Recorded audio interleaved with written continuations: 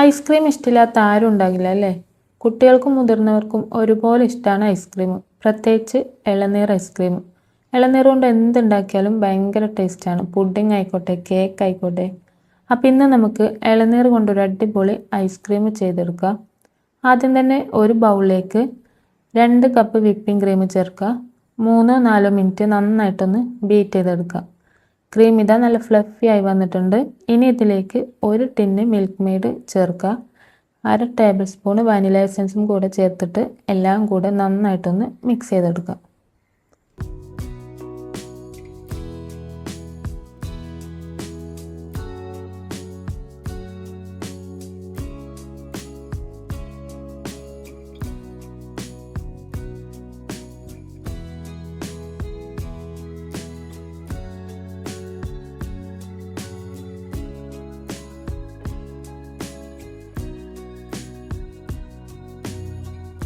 ഇനി ക്രീം ഒരു കണ്ടെയ്നറിലാക്കിയിട്ട് 2 മണിക്കൂർ ഫ്രീസ് ചെയ്യാൻ വെക്കുക.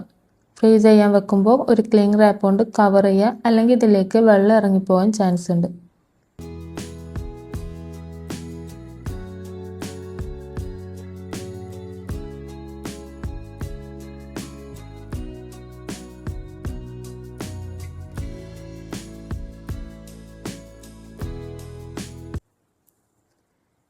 ഇനി 2 മണിക്കൂറിന് ശേഷം ക്രീം എടുത്തിട്ട് ഒന്നുകൂടെ ഒന്ന് ബീറ്റ് ചെയ്തെടുക്കുക.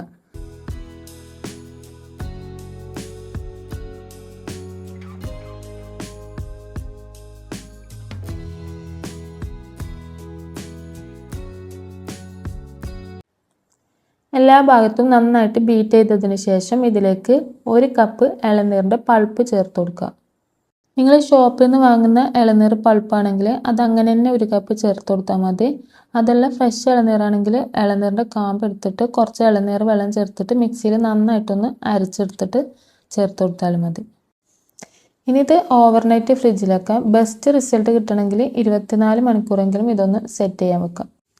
അപ്പോൾ ഇതാ ഇളനീർ ഐസ്ക്രീം ഇവിടെ റെഡിയായി വന്നിട്ടുണ്ട്.